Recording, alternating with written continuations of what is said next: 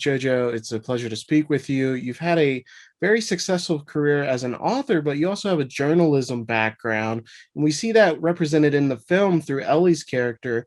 How has journalism really helped your creative writing? Oh, hugely. I mean, for a start, it's just made me a stickler for research. Like, there's not a book that I write that I don't research down to the bone before I get going. And I really think that adds color and depth to the things that you write. But also, it meant that I was able to write to deadline, which in publishing is kind of a rare thing. I think, my editors know that if I say I'm going to deliver, I'm going to deliver on time. Ellie's relationship has quite changed a bit from the novel in this film. She has an affair with a married man. It's kind of a mirrored image between the two times, but she still goes through a similar learning experience while investigating in the film. Can you discuss those changes and how it still stays true to the original messaging? Yeah, well, I guess I've been around the adaptation block now enough to know that, not everything is going to stay the same.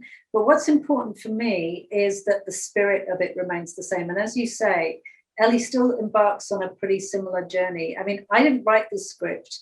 It was actually optioned at a time when I didn't write scripts at all. And I didn't think I was capable of handling a plot that complicated, if I'm honest. So I think the changes that they've made along the way are actually quite valuable ones. It's a nice feeling to not miss the version that I wrote. But for me personally, the bigger love story that stayed in my head was always Jennifer and Anthony. I think if that had shifted dramatically, I might have minded more. But I think what the script writers have done with the modern day one is actually great. As you said, you've been around the block here with adaptations, me before you received an adaptation. And, as an author, what are your feelings on like just seeing those characters brought to life on screen? I imagine it's so rewarding and cool to see. Yeah, I mean, I've been very lucky. I'm going to say that outright. I know a lot of writers have not had as good experiences. I think I've been really lucky with the directors that I've worked with. But I still remember the first day I walked onto a film set, and it was the set of Me Before You, and Will was walking along in a fake rainstorm wearing the suit that I would have imagined him wearing, with a haircut that somebody had imagined him for, and he was alive. And it was mind-blowing, because these characters have existed in your imagination for so long and nowhere else, and suddenly they are literally walking down the street in front of you. So I love going on set, unless the director has a real hatred of it. I will always choose to come on set, because watching it come to life can be magical. It is actually a magical feeling. It's the most fun. The story's an interesting look at relationships, both past and present, but it doesn't really romanticize the past as some works have the habit of doing. How important was it to make sure that both love stories were portrayed authentic?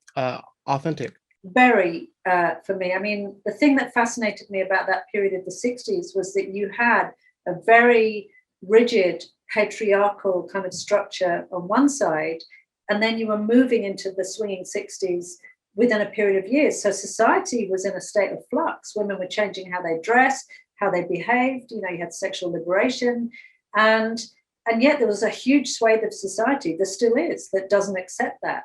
And the tension of that really appealed to me.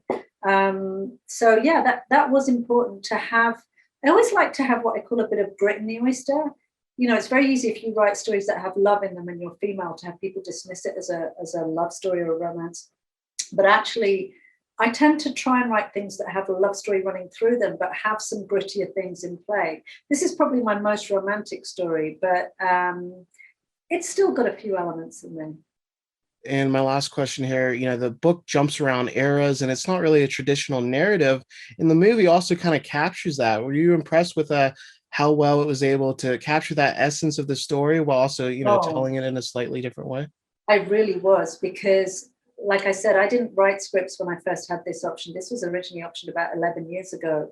And I had no interest in writing that script because I had no idea how you would translate that to screen. So the fact that they managed it and did it in a way that makes sense and will carry the audience along without too much confusion, I think is amazing. And they did it very cleverly by hair and makeup and I don't know. I love being challenged a bit as an audience as well. I love having to think a little bit about where I am in a story. So I'm hoping everybody else will agree.